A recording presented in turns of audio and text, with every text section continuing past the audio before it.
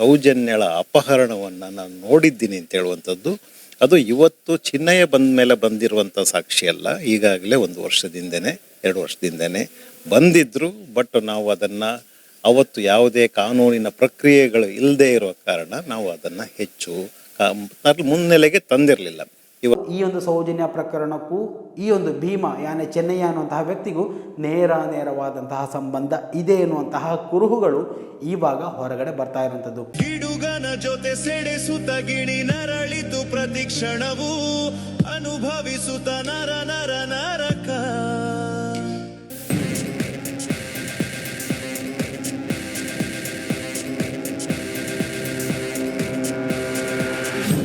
Hello hi, ಎಲ್ರಿಗೂ ನಮಸ್ಕಾರ. Welcome back to Janata agent. Dharmasthala ಪ್ರಕರಣದಲ್ಲಿ ಇವಾಗ ನಿಜವಾಗ್ಲೂ ಒಂದು ಬಾಂಬು ಸ್ಫೋಟ ಆಗ್ತಾ ಇರುವಂಥದ್ದು. ಯಾಕಂತ ಹೇಳಿದರೆ ಧರ್ಮಸ್ಥಳ ಪ್ರಕರಣಕ್ಕೂ ಸೌಜನ್ಯ ಪ್ರಕರಣಕ್ಕೂ ಸಂಬಂಧ ಇದೆಯಾ ಅಥವಾ ಸಂಬಂಧ ಕಲ್ಪಿಸೋಕೆ ಸಾಧ್ಯ ಇದೆಯಾ? SIT ಅವರು ಈ ಒಂದು ಪ್ರಕರಣವನ್ನು ತಗೋತಾರಾ? ಇವೆಲ್ಲ ಪ್ರಶ್ನೆಗಳು ಸಾಮಾಜಿಕ ಜಾಲತಾಣಗಳಲ್ಲಿ ಪಬ್ಲಿಕ್ ಡೊಮೈನ್ನಲ್ಲಿ ಹರಿದಾಡ್ತಾ ಇದ್ದಂತಹ ಒಂದು ವಿಚಾರ. ಸೊ ಈ ಒಂದು ವಿಚಾರದ ಬಗ್ಗೆ ಹಲವಾರು ಚರ್ಚೆಗಳು ನಡೀತಾ ಇತ್ತು. ಸೌಜನ್ಯ ಪ್ರಕರಣಕ್ಕೂ ಇದಕ್ಕೂ ಸಂಬಂಧ ಇದೆಯಾ? ಡಾಕ್ಟರ್ ಜಿ ಪರಮೇಶ್ವರ್ ಅವರ ಕಡೆಗೂ ಕೂಡ ಈ ಒಂದು ಪ್ರಶ್ನೆ ಹೋಗಿತ್ತು.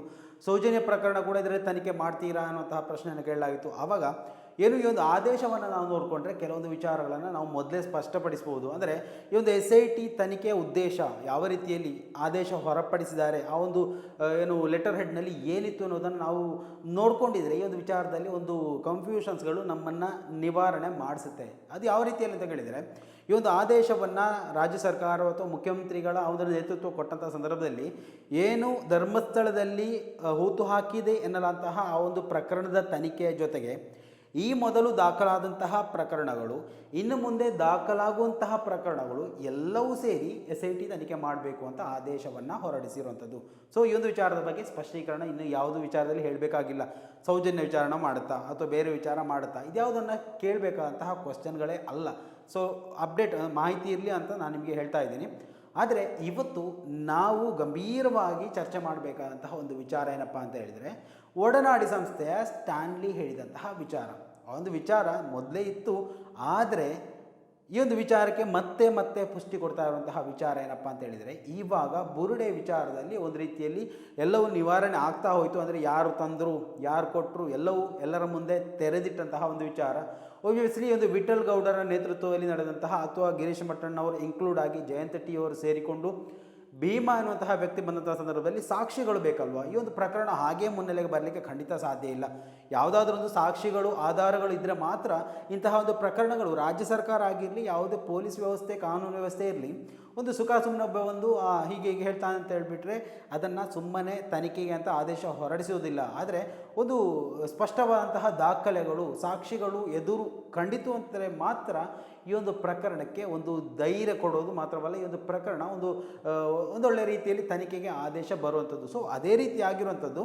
ಆದರೆ ಈ ಒಂದು ವಿಚಾರಗಳು ಕೆಲವೊಂದು ಊಹಾಪೋಹಗಳಿಗೆ ಕೂಡ ಕಾರಣವಾಗಿತ್ತು. ಅರಣ್ಯ ಪ್ರದೇಶದಿಂದ ಯಾರದೇ ಪರ್ಮಿಷನನ್ನು ತಗೊಳ್ಳದೆ ಅಲ್ಲಿಂದ ಹೇಗೆ ಬುರುಡೆ ತೊಗೊಂಬಂದರು ಅನ್ನೋಂತಹ ವಿಚಾರಗಳನ್ನೆಲ್ಲ ಕೇಳ್ತಾ ಇದ್ರು. ಆದರೆ ಅದಕ್ಕಿಂತ ಮೊದಲೇ ವಿಡಿಯೋಗಳು ಕೂಡ ಶೇರ್ ಆಗ್ತಾ ಇತ್ತು. ಈ ಒಂದು ವಿಚಾರದಲ್ಲಿ ಕೇರಳದ ಯೂಟ್ಯೂಬರ್ ಮನಾಫ್ ವಿರುದ್ಧವೂ ವಿಚಾರಣೆ ನಡೆದಿತ್ತು, ಅಭಿಷೇಕ್ ವಿರುದ್ಧವೂ ವಿಚಾರಣೆ ನಡೆದಿತ್ತು. ಸೊ SIT ಈ ಬುರುಡೆ ತಂದಂತಹ ವಿಚಾರದಲ್ಲಿ ಎಲ್ಲರನ್ನ ಒಂದು ರೀತಿಯಲ್ಲಿ ಒಂದು ರೌಂಡು ವಿಚಾರಣೆ ಮಾಡಾಯಿತು. 10 ದಿವಸಗಳ ಕಾಲ ಗಿರೀಶ್ ಮಟ್ಟಣ್ಣವರನ್ನೇ ವಿಚಾರಣೆ ನಡೆಸಿದ್ರು ಅನ್ನುವಂತಹ ವಿಚಾರ ಕೂಡ ಅವರು ಹೊರಗಡೆ ಹಾಕಿದರು. ಆದರೆ ನೋಡಿಲ್ಲಿ ಈ ಒಂದು ಬುರುಡೆ ತಂದಂತಹ ವಿಚಾರಕ್ಕೂ ಸೌಜನ್ಯ ಪ್ರಕರಣಕ್ಕೂ ಯಾಕೆ ಸಂಬಂಧ ಕಲ್ಪಿಸಬೇಕು ಅಥವಾ ಕಲ್ಪಿಸಬಾರ್ದು ಅನ್ನುವಂತಹ ವಿಚಾರದ ಬಗ್ಗೆ ನಾವಿವತ್ತು ಕೆಲವೊಂದು ವಿಚಾರಗಳನ್ನು ಹೇಳ್ತಾ ಹೋಗ್ತೀವಿ. ಯಾಕೆ ಅಂತ ಕೇಳಿದರೆ, ಈ ಒಂದು ಸ್ಟ್ಯಾನ್ಲಿ ಹೇಳುವಂತಹ ಆ ಒಂದು ಮಹಿಳೆಯ ವಿಚಾರ ಅದು ಸದ್ಯ ಇವಾಗ ನಡೆದಂತಹ ವಿಚಾರ ಖಂಡಿತ ಅಲ್ಲ. ಯಾಕಂತ ಹೇಳಿದರೆ ಈ ಒಂದು ಚೆನ್ನಯ್ಯ ಬಂದ ನಂತರ ಈ ಒಂದು ಕಾನ್ಸೆಪ್ಟ್ ಹುಟ್ಟಿಕೊಂಡಿತ್ತು ಅನ್ನುವಂತಹ ಚಿಂತೆ ಅಥವಾ ಆ ಒಂದು ಕನ್ಫ್ಯೂಷನ್ ನಿಮಗೂ ಮೂಡ್ತಾ ಇದ್ದರೆ ಅದಕ್ಕೆ ಒಂದು ಕ್ಲಾರಿಟಿ ಕೊಡ್ತಾ ಇದ್ದೇನೆ. ಈ ಒಂದು ಸ್ಟ್ಯಾನ್ಲಿ ಹೇಳುವಂತಹ ಆ ಒಂದು ಮ್ಯಾಟ್ರು ಅದು ಖಂಡಿತವಾಗಿಯೂ ಇವಾಗ ನಡೆದಂತಹ ವಿಚಾರ ಖಂಡಿತ ಅಲ್ಲ. 1-2 ವರ್ಷಗಳ ಮೊದಲು ಸ್ಟ್ಯಾನ್ಲಿ ಒಡನಾಡಿ ಸಂಸ್ಥೆಗೆ ಓರ್ವ ಮಹಿಳೆ ಬಂದು ಈ ಒಂದು ವಿಚಾರದ ಬಗ್ಗೆ ಹೇಳುವಂತಹ ವಿಚಾರ. ಸೊ ಅದು ಯಾಕೆ ಮುನ್ನೆಲೆಗೆ ಬರಲಿಲ್ಲ? ಬಂದಿತ್ತು, ಆದರೆ ಅದು ಸಣ್ಣ ಮಟ್ಟದಲ್ಲಿ ಬಂದು ಹಾಗೇ ವಾಪಸ್ ಹೋಗಿತ್ತು. ಆದರೆ ಇವಾಗ ಒಂದು ದಕ್ಷ SIT ತಂಡ ಇವಾಗ ತನಿಖೆ ನಡೀತಾ ಇದೆ. ಎಲ್ಲ ಆಯಾಮಗಳಲ್ಲಿ ಅವರು ತನಿಖೆಗಳನ್ನು ಮುಂದುವರಿಸ್ತಾ ಹೋಗ್ತಾ ಇದ್ದಾರೆ. ಸೊ ಈ ಒಂದು ಸಂದರ್ಭ ಬರುವಾಗ OBSಲಿ ಯಾರೇ ಆಗಿರಲಿ ಓರ್ವ ದೂರುದಾರ ಅಂತ ಹೇಳುವಾಗ ಓಕೆ ನನ್ನ ಒಳ್ಳೆಯ ಸಮಯ ಇವಾಗ ಹೇಳಿದರೆ ಈ ಒಂದು ತನಿಖೆಗೆ ಅರ್ಥಪೂರ್ಣ ಆಗುತ್ತೆ, ನನ್ನ ಸಾಕ್ಷಿಗಳಿಗೂ ಇದೊಂದು ಅರ್ಥಪೂರ್ಣತೆ ಅಂತ ಸಿಗುತ್ತೆ ಅನ್ನುವಂತಹ ವಿಚಾರದಲ್ಲಿ ಮನದಟ್ಟಾಗಿರುತ್ತೆ. ಸೊ ಸ್ಟ್ಯಾನ್ಲಿ ಕೂಡ ತನ್ನಲ್ಲಿರುವಂತಹ ಆ ಒಂದು ದೂರುದಾರರನ್ನು ಇರ್ಬೋದು ಸಾಕ್ಷ್ಯವನ್ನು ಇಟ್ಕೊಂಡು SITಗೆ ಬರುವಂತಹ ಎಲ್ಲ ಸಾಧ್ಯತೆಗಳಿವೆ. ಸೊ ಅವರು ನಿನ್ನೆ ಮಂಗಳೂರಿನಲ್ಲಿ ಕಾರಣಕ್ಕೆ ಸಿಕ್ಕಿದ್ರು. ಇವೆಲ್ಲವೂ ಇದರ ಒಂದು ಮೊದಲಿನ ಪೂರ್ವಭಾವಿ ಭಾಗ ಅಂತ ಹೇಳ್ಬೋದು. ಸೊ ಮುಂದಿನ ದಿವಸಗಳಲ್ಲಿ ಮೇ ಬಿ ಸ್ಟ್ಯಾನ್ಲಿ ಕೂಡ SIT ಅಧಿಕಾರಿಗಳನ್ನು SIT ತಂಡವನ್ನು ಸಂಪರ್ಕಿಸುವುದರಲ್ಲಿ ಯಾವುದೇ ಸಂಶಯ ಇವಾಗ ಕಾಣ್ತಾ ಇಲ್ಲ.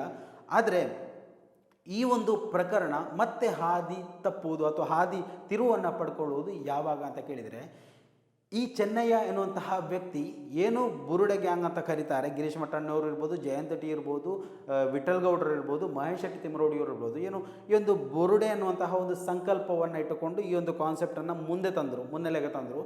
ಈ ಒಂದು ಪ್ರಕರಣವನ್ನು ರಾಜ್ಯ ಮಟ್ಟದಲ್ಲಿ ದೇಶೀಯ ಮಟ್ಟದಲ್ಲಿ ಚರ್ಚೆ ಆಗುವಂತೆ ನೋಡಿಕೊಂಡ್ರು.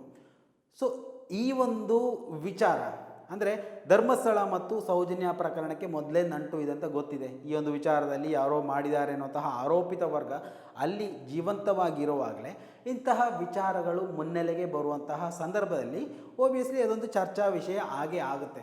ಈ ಒಂದು ಸೌಜನ್ಯ ವಿಷಯದಲ್ಲೂ ಕೂಡ ಆಗಿರೋದು ಅದೇ. ಈ ಒಂದು ಚೆನ್ನಯ್ಯ ಅನ್ನುವಂತಹ ವ್ಯಕ್ತಿ ಏನು ಎಲ್ಲವನ್ನ ಹೇಳ್ಕೊಂಡಿದ್ದ, ಆದರೆ ಸೌಜನ್ಯ ವಿಚಾರವನ್ನು ಮಾತ್ರ ಮರೆಮಾಚಿದ್ದ. ಈ ಒಂದು ಏನು ತಮ್ಮನ್ನು ಸಂಪರ್ಕಿಸಿ ಅಂತ ತಂಡದೊಂದಿಗೆ ನಾನು ಸಹಾಯ ಮಾಡ್ತೇನೆ, ನನಗೆ ಸ್ವಲ್ಪ ಆರ್ಥಿಕವಾಗಿ ನೀವು ಸಹಾಯ ಮಾಡಬೇಕು ಅಂತ ಕೇಳ್ಕೊಂಡಿದ್ದ ಅನ್ನುವಂತಹ ಮಾಹಿತಿಗಳು ಹೊರಗಡೆ ಬರ್ತಾಯಿತ್ತು. May be ನಡೆದಿರ್ಬೋದು. ಓಕೆ, ನಾನು ಕುಟುಂಬ ಬಹಳಷ್ಟು ಕಷ್ಟದಲ್ಲಿದ್ದೇವೆ, ಏನಾದರೂ ಸಹಾಯ ಮಾಡಿದರೆ ನಾನು ನಿಮಗೆ ಸಹಾಯ ಮಾಡೋಕ್ಕೆ ಸಿದ್ಧ ಅಂತ ಹೊರಗಡೆ ಬಂದಿರ್ಬೋದು. ಆದರೆ ಯಾವತ್ತೂ ಆತ ಎಣಿಸಿರ್ಲಿಕ್ಕಿಲ್ಲ ನಾನು ಹೇಳುವಂತಹ ಸತ್ಯಗಳು, ನಾನು ಹೇಳದೇ ಇರುವಂತಹ ಸತ್ಯಗಳು ಎಲ್ಲವೂ ಮುಂದೊಂದು ದಿನ ಹೊರಗಡೆ ಬರುತ್ತೆ ಅನ್ನೋದನ್ನು ಆತ ಕನಸಿನಲ್ಲೂ ಅಂದುಕೊಂಡಿರಲಿಕ್ಕಿಲ್ಲ. ಸೊ ಇವಾಗ ಆಗ್ತಾ ಇರೋದು ಅದೇ. ಏನು ಚೆನ್ನೈ ಅನ್ನುವಂತಹ ವ್ಯಕ್ತಿ ಎಲ್ಲವನ್ನ ಹೇಳಿದ್ದ. ಓಕೆ, ಯೂಟ್ಯೂಬರ್ಗಳು ಕೂಡ ಆತನನ್ನು ಸಂದರ್ಶನ ಮಾಡಿಕೊಂಡಿದ್ವು, ಅವೆಲ್ಲವೂ ಒಳ್ಳೆಯದೇ ಆಯಿತು. ಆದರೆ ಮುಂದಿನ ದಿವಸಗಳಲ್ಲಿ ಆತ ನೇರವಾಗಿ ಯೂಟರ್ನ್ ಹೊಡಿತಾನೆ. ಕೆಲವೊಂದು ಆಮಿಷಗಳಿಗೆ ಒಳಗಾಗ್ತಾನೆ, ಕೆಲವೊಂದು ಬೆದರಿಕೆಗಳಿಗೆ ಒಳಗಾಗ್ತಾನೆ. ಆತನ ಕುಟುಂಬವನ್ನು ಎಲ್ಲೆಲ್ಲಿದ್ದಾರೆ ಅಲ್ಲೆಲ್ಲ ಹೋಗಿ ಸಂಪರ್ಕ ಮಾಡುತ್ತೆ ಕೆಲವೊಂದು ವ್ಯಕ್ತಿಗಳು ಅನ್ನುವಂತಹ ವಿಚಾರ ಕೂಡ ಹೊರಗಡೆ ಬರ್ತಾ ಇತ್ತು. ಸೊ ಆದರೂ ಆತ ಎಲ್ಲೋ ಒಂದು ವಿಚಾರವನ್ನು ಈ ಒಂದು ವ್ಯಕ್ತಿಗಳ ಸಂಪರ್ಕ ಮಾಡಿದಂತಹ ವ್ಯಕ್ತಿಗಳೊಂದಿಗೆ ಹೈಡ್ ಮಾಡಿ ಇಟ್ಕೊಂಡಿದ್ದ. ಅದುವೇ ಸೌಜನ್ಯ ವಿಚಾರ. ರವಿ ಪೂಜಾರಿಯ ಬಗ್ಗೆ ಆತನಿಗೆ ಚೆನ್ನಾಗಿ ಗೊತ್ತಿದೆ. ಮಾತ್ರ ಸೌಜನ್ಯ ಆ ಒಂದು ಹತ್ಯೆಯಾದ ದಿವಸ ಕೂಡ ನನಗೆ ಕರೆ ಬಂದಿತ್ತು, ಅದನ್ನು ನಾನು ಹೋಗಿರಲಿಲ್ಲ ಅನ್ನುವಂಥ ವಿಚಾರವನ್ನು ಕೂಡ ಹೇಳ್ತಾ ಇದ್ದರು. ಆದರೆ ನಿಜವಾಗ್ಲೂ ಈ ಒಂದು ಸೌಜನ್ಯ ಪ್ರಕರಣಕ್ಕೂ ಈ ಒಂದು ಭೀಮಾ ಯಾನೆ ಚೆನ್ನಯ್ಯ ಅನ್ನುವಂತಹ ವ್ಯಕ್ತಿಗೂ ನೇರವಾದಂತಹ ಸಂಬಂಧ ಇದೆ ಎನ್ನುವಂತಹ ಕುರುಹುಗಳು ಇವಾಗ ಹೊರಗಡೆ ಬರ್ತಾ ಇರುವಂಥದ್ದು. ಇದು ನಿಜವಾಗಿಯೂ ಹೊರಗಡೆ ಬಂದಿದ್ದೇ ಆಗಿದ್ದಲ್ಲಿ ಇದೊಂದು ಸ್ಫೋಟಕ ಮಾಹಿತಿ ಆಗಿರಲಿಕ್ಕಿದೆ. ಮಾತ್ರವಲ್ಲ, ಈ ಒಂದು ಪ್ರಕರಣದ ದಿಕ್ಕನ್ನೇ ಬದಲಾಯಿಸುವಂತಹ ಒಂದು ವಿಚಾರ ಕೂಡ ಆಗಿರಲಿಕ್ಕಿದೆ. ಅಂದರೆ ಸೌಜನ್ಯನ ನವಂಬರ್ ಆ ಒಂದು 2012ರಲ್ಲಿ ಎತ್ತಾಕೊಂಡು ಬಂದು ಆ ಒಂದು ಪಾಂಗಳ ಕಾಡಿನಲ್ಲಿ ಎಸೆಯಲಾಗಿತ್ತು. ಆ ಒಂದು ಪ್ರದೇಶಕ್ಕೆ ಎಸೆದಂತಹ ವ್ಯಕ್ತಿ ಈತನೇ, ಅಂದರೆ ಚೆನ್ನಯ್ಯನೇ ಎನ್ನುವಂತಹ ಕುರುಹುಗಳು ಬಲವಾಗಿ ಭಾಗ ಕಾಡ್ತಾ ಇರುವಂಥದ್ದು. ಮಾತ್ರ ಅಲ್ಲ, ಸೌಜನ್ಯ ವಿಚಾರವಾಗಿ ಈತ ಕೆಲವೊಂದು ಮಾಹಿತಿಗಳನ್ನು ತದ್ವಿರುದ್ಧವಾಗಿ ಹೇಳಿಕೆಗಳನ್ನು ನೀಡ್ತಾ ಇದ್ದ. ಇದೇ ಒಂದು ಕಾರಣಕ್ಕೆ ಈತನನ್ನು ಅರೆಸ್ಟ್ ಮಾಡಲಾಗಿತ್ತು ಅಂತ ಕೂಡ BLR ಪೋಸ್ಟ್ ವರದಿಯನ್ನು ಮಾಡಿತ್ತು. ಸೊ ಇವೆಲ್ಲವನ್ನು ನೋಡುವಾಗ ಭೀಮನ ಅರೆಸ್ಟ್, ಆಮೇಲೆ ಆತನ ಜೈಲುವಾಸ, ಆಮೇಲೆ ಇವಾಗ ನಡೀತಾ ಇರುವಂತಹ ಬೆಳವಣಿಗೆ, ಸ್ಟ್ಯಾನ್ಲಿ ಅವರ ಹೇಳಿಕೆ, ಇವೆಲ್ಲವನ್ನು ಗಮನಿಸುವಾಗ ಈ ಒಂದು ಪ್ರಕರಣ ಮತ್ತೆ ಹಾಗೆ ತಿರುಗಿ ಸೌಜನ್ಯ ಬುಡಕ್ಕೆ ಬರುವಂತಹ ಎಲ್ಲ ವಿಚಾರಗಳು ಹೊರಗಡೆ ಬರ್ತಾ ಇರುವಂಥದ್ದು. ಮೊದಲೇ ಗೊತ್ತಿತ್ತು, ಏನೇ ಇದ್ರೂ ಈ ಒಂದು ಬುರುಡೆ ಪ್ರಕರಣ ಹೊರಗಡೆ ಬಂದಿದ್ದೆ ಸೌಜನ್ಯ ಇತ್ಯರ್ಥಕ್ಕಾಗಿ, ಈ ಒಂದು ವಿಚಾರ ಇತ್ಯರ್ಥಕ್ಕಾಗಿ. ಯಾಕಂತ ಹೇಳಿದರೆ ಅಲ್ಲಿ ಹಲವು ವಿಚಾರಗಳು, ಅನಾಚಾರಗಳು, ಅತ್ಯಾಚಾರಗಳು, ಕೊಲೆಗಳು, ಆಮೇಲೆ ಭೂಹಗರಣ, ಭೂಮಾಫಿಯಾ ಇವೆಲ್ಲವೂ ನಡೆದಿದೆ ಅಂತ ಮಾಧ್ಯಮಗಳು ಮೊದಲೇ ಬಿಡ್ತಾ ಇದ್ವು. ಜನಗಳು ಕೂಡ ಈ ಒಂದು ವಿಚಾರದಲ್ಲಿ ಮಾತಾಡ್ಕೊಡ್ತಾ ಇದ್ವು. ಹೋರಾಟಗಾರರು ಕೂಡ ಈ ಒಂದು ವಿಚಾರದಲ್ಲಿ ವಿವರಣೆಗಳನ್ನು ಕೊಡ್ತಾ ಇದ್ರು. ದಾಖಲೆಗಳು ನಮ್ಮಲ್ಲಿದೆ, ನಮ್ಮನ್ನು ತನಿಖೆ ಮಾಡಿ ಅಂತ ಕೇಳ್ಕೊಳ್ತಾ ಇದ್ರು. ಇವೆಲ್ಲ ನಡೆಯುವಾಗ ಸಾಮಾಜಿಕವಾಗಿ ಪಬ್ಲಿಕ್ ಡೊಮೈನ್ನಲ್ಲಿ ಪರ ವಿರೋಧ ಚರ್ಚೆಗಳು, ಆ ಕಡೆ ಈ ಕಡೆ ಬೈಯಾಟಗಳೆಲ್ಲ ನಡೀತಾ ಇದ್ವು. ಆದರೆ ಇವಾಗ SIT ಮುಂದೆ ಈ ಒಂದು ಹೋರಾಟಗಾರರು ದಾಖಲೆಗಳು ಇವೆ ಅಂತ ಹೇಳ್ತಾ ಇದ್ರು, ಎಲ್ಲವನ್ನ ತೆರೆದಿಟ್ಟಿದ್ದಾರೆ. ಅವರ ಮುಂದೆ ಒಂದಾಗಿ ಹೇಳಿ ಮನವರಿಕೆ ಮಾಡಿಕೊಟ್ಟಿದ್ದಾರೆ. ಗಿರೀಶ್ ಮಠಣ್ಣವರು ನಿರಂತರವಾಗಿ ಹೇಳ್ತಾ ಇದ್ರು, ನಾವು ಕೊಡುವಂತಹ ಆ ಒಂದು ದಾಖಲೆಗಳು ಪೊಲೀಸ್ ಅಧಿಕಾರಿ ಆಗಿರಬೇಕಂತಿಲ್ಲ, ಅದನ್ನು ಒಮ್ಮೆ ನೋಡಿದರೆ ಅರ್ಥ ಮಾಡಿಕೊಳ್ಳೋಕೆ, ಸಾಮಾನ್ಯ ಪ್ರಜೆ ನೋಡಿದರೂ ಅದರಲ್ಲಿ ಕೆಲವೊಂದು ಷಡ್ಯಂತ್ರಗಳಿವೆ ಅಂತ ತಿಳಿದುಕೊಳ್ಳೋದಕ್ಕೆ ಅದು ಸಾಧ್ಯ ಆಗುತ್ತೆ. ಅಂದರೆ ಹಲವು ಶವ ಸಂಸ್ಕಾರಗಳು ಅಥವಾ ಹೂತು ಹಾಕುವಂತಹ ಪ್ರಕರಣಗಳು ನಡೆದಾಗಲೂ ಪಂಚಾಯತಿಯಲ್ಲಿ ಒಬ್ಬ ವ್ಯಕ್ತಿ ಸಹಿ ಆಗ್ತಾ ಇದ್ದ. ಬೇರೆ ಅಂತಹ 10 ಸಹಿಗಳು ಕಾಣಲಿಕ್ಕೆ ಸಿಗುತ್ತೆ. ಬೇರೆ ಒಂದು ವಿಚಾರದಲ್ಲಿ ಒಂದು 4-5 ಸಹಿಗಳು ಒಬ್ಬನೇ ಹಾಕಿದಂತ ನೋಡುವುದನ್ನು ಸಾಧ್ಯ ಇದೆ, ಅಂದರೆ ಕುಟುಂಬಸ್ಥರು ಹಾಕುವಂತಹ ಸಹಿ. ಸೊ ಇವೆಲ್ಲವನ್ನು ನೋಡುವಾಗ ದಾಖಲೆಗಳಲ್ಲೇ ದೊಡ್ಡ ಮಟ್ಟದಲ್ಲಿ ಒಂದು ಷಡ್ಯಂತ್ರ ನಡೆದಿದೆ ಅನ್ನುವಂತಹ ವಿಚಾರ ಕೂಡ ಹೇಳ್ಕೊಳ್ತಾ ಇದ್ರು. ಮಾತ್ರವಲ್ಲ, ಒಂದು ಬುರುಡೆ ವಿಚಾರದಲ್ಲಿ ಧರ್ಮಸ್ಥಳದಲ್ಲಿ ಅಗೆಯುವಂತಹ ಸಂದರ್ಭದಲ್ಲಿ ಪಂಚಾಯತ್ ಮಾಜಿ ಅಧ್ಯಕ್ಷರು ಸೇರಿದಂತೆ ಆ ಒಂದು ಗ್ರಾಮಸ್ಥರು, ಅಲ್ಲಿರುವಂತಹ ಆಟೋ ಚಾಲಕರು ಕೂಡ ಕೆಲವೊಂದು ಪ್ರತಿಕ್ರಿಯೆಗಳನ್ನು ಕೊಡ್ತಾ ಇದ್ರು. ಆ ಒಂದು ಪ್ರತಿಕ್ರಿಯೆಗಳ ಕಡೆ ಕೂಡ ಇವತ್ತು ತನಿಖೆ, SIT ತನಿಖೆ ಹಾದು ಹೋಗುವಂತಹ ಸಾಧ್ಯತೆಗಳಿವೆ. ಯಾಕಂತಂದರೆ ಆ ಒಂದು ಸಂದರ್ಭದಲ್ಲಿ ರೋಷ ಹೆಚ್ಚಾಗಿ ಅವರು ಕೆಲವೊಂದು ವಿಚಾರಗಳನ್ನು ಹೊರಗಿಟ್ಟಿದ್ರು. ಹೌದು, ಅಲ್ಲಿ ಸಾವಿರಾರು ಶವಗಳನ್ನು ಹುತ್ತು ಹಾಕಿರುವಂತಹ ಸಾಧ್ಯತೆ ಇದೆ, 100 ಶವಗಳನ್ನು ಹುತ್ತು ಹಾಕಿರುವಂತಹ ಸಾಧ್ಯತೆಗಳಿದೆ. ಆದರೆ ನಿನ್ನೆ ದಿವಸ ಬಂದಂತಹ ರಿಪೋರ್ಟಲ್ಲಿ SIT ಸ್ಪಷ್ಟವಾಗಿ ಹೇಳುತ್ತೆ, ಅದು ಸಮಾಧಿ ಮಾಡುವಂತಹ ಪ್ರದೇಶ ಅಲ್ಲ. ಆ ಒಂದು ಬಂಗ್ಲೆಗುಡ್ಡ ಎನ್ನುವಂತಹ ಪ್ರದೇಶ, ಕಾಡು ಪ್ರದೇಶ ಏನಿದೆ, ದಟ್ಟಾರಣ್ಯ ಇದೆ, ಅದು ಸಮಾಧಿ ಹಾಕ್ತಾ ಇದ್ದಂತಹ ಪ್ರದೇಶ ಅಲ್ಲ. ಅದಕ್ಕೆ ಯಾವುದೇ ಪರ್ಮಿಷನ್ ಇರಲಿಲ್ಲ. ಅಲ್ಲಿ ಹೂತು ಹಾಕಿದರೆ ಅದು ಕಾನೂನು ಬಾಹಿರವಾಗಿ ಹೂತು ಹಾಕಿರೋದು ಅನ್ನೋಂತಹ ವಿಚಾರವನ್ನು ಹೊರಗಡೆ ಹಾಕಿದರು. ಸೊ ಇವೆಲ್ಲವೂ ಏನು ಧರ್ಮಸ್ಥಳದಲ್ಲಿ ನಡೀತಿತ್ತು, ಅನಾಚಾರಗಳು, ಅತ್ಯಾಚಾರಗಳು, ಕೊಲೆಗಳು ಎನ್ನುವುದಕ್ಕೆ ಒಂದು ರೀತಿಯಲ್ಲಿ ಪವರ್ಫುಲ್ ರೆಕಾರ್ಡ್ ಸಿಕ್ಕ ಹಾಗೆ ಆಗಿದೆ. ಅಂದರೆ ಅದೊಂದು ಅರಣ್ಯ ಪ್ರದೇಶ, ಅಲ್ಲಿ ಯಾವುದೇ ಕಾರಣಕ್ಕೂ ಯಾರನ್ನೇ ಹೂತು ಹಾಕುವ ಹಾಗಿಲ್ಲ. ಮೇ ಬಿ ಯಾರಾದರೂ ಹೋಗಿ ಸ್ವಮೇಧ ಆತ್ಮಹತ್ಯೆ ಮಾಡಿಕೊಂಡಿದ್ರೆ ಅದಕ್ಕೆ ಏನು ಮಾಡೋದಕ್ಕಾಗೋದಿಲ್ಲ. ಆದರೆ ಆ ಒಂದು ಪ್ರದೇಶಕ್ಕೆ ಹತ್ತಿ ಮೇಲಕ್ಕೆ ಸರಿಯಾಗಿರೋರಿಗೆ ಹೋಗೋದಕ್ಕೆ ಸಾಧ್ಯ ಆಗೋದಿಲ್ಲ, ಪೊಲೀಸರು ಅಲ್ಲಿ ಹೋಗೋದಕ್ಕೆ ಸಾಧ್ಯ ಆಗೋದಿಲ್ಲ. ಅಂತಹ ಪ್ರದೇಶಗಳಿಗೆ ನಿನ್ನೆ ID ಕಾರ್ಡ್ ಸಿಕ್ಕಿತ್ತು ಎನ್ನುವಂತಹ ವಿಚಾರ ಗೊತ್ತಾಗಿತ್ತು ಮೈಸೂರಿನಲ್ಲಿ. ಆ ಒಂದು ವ್ಯಕ್ತಿಗೆ ಕೆಲವೊಂದು ಅನಾರೋಗ್ಯ ತೊಂದರೆಗಳಿತ್ತು. ಆ ವ್ಯಕ್ತಿ ನಿಜವಾಗಿಯೂ ಆ ಒಂದು ಬಂಗ್ಲೆಗುಡ್ಡೆಯನ್ನು ಹತ್ತಿಕೊಂಡು ಹೋಗಲಿಕ್ಕೆ ಸಾಧ್ಯವಿದೆಯಾ ಅನ್ನುವಂತಹ ಕ್ವಶನ್ ಕೂಡ ಇವಾಗ ಉದ್ಭವ ಆಗ್ತಾ ಇರುವಂಥದ್ದು. ಆ ಒಂದು ಹಳೆಯ ಲಾಸ್ಟ್ ಟೈಮ್ ವಿಡಿಯೋ ಹಾಕಿದಂಥ ಸಂದರ್ಭದಲ್ಲಿ ಕಮೆಂಟ್ ಬಾಕ್ಸ್ಗಳಲ್ಲಿ ತುಂಬಿ ತೊಡಗ್ತಾ ಇದ್ದಂತಹ ಒಂದು ವಿಚಾರ, ಆ ವ್ಯಕ್ತಿ ಅದು ಹೇಗೆ ಗುಡ್ಡೆಯ ತುದಿಗೆ ಹತ್ತಿದ್ರು ಅನ್ನುವಂತಹ ವಿಚಾರ. ಯಾಕಂತಂದರೆ ಅಲ್ಲಿ ಅದೇ ಧರ್ಮಸ್ಥಳದ ಅಲ್ಲಿನ ಅಧಿಕಾರಿಗಳು ಅಥವಾ ಯಾರಾದರೂ ವರ್ಗ ಈ ಒಂದು ವಿಚಾರವನ್ನು ಮಾಡ್ತಾ ಇದೆ ಅಂತ ಹೇಳ್ತಾ ಇಲ್ಲ. ಆದರೆ ಕೆಲವೊಂದು ಮೇ ಬಿ ಕಳ್ಳರ ಗುಂಪಿರ್ಬೋದು. ಓಕೆ, ಅವರು ವೃದ್ಧರನ್ನು ನೋಡಿದಾಗ ಆತನಲ್ಲಿದ್ದಂತಹ ಮೇ ಬಿ ಚಿನ್ನದ ಮಾಲೆಗಳಿರ್ಬೋದು ಅಥವಾ ದುಡ್ಡು ಇರ್ಬೋದು, ಇವೆಲ್ಲನ್ನ ಪಡ್ಕೊಳ್ಳೋಕೆ ಆತನನ್ನು ಕೊಂದು ಮೇ ಬಿ ಆ ಗುಡ್ಡದಲ್ಲಿ ಹಾಕಿರ್ಬೋದು. ಏನು ಚಾನ್ಸಸ್ ಇದೆ, ಆದರೆ ತನಿಖೆ ಆಗಬೇಕು.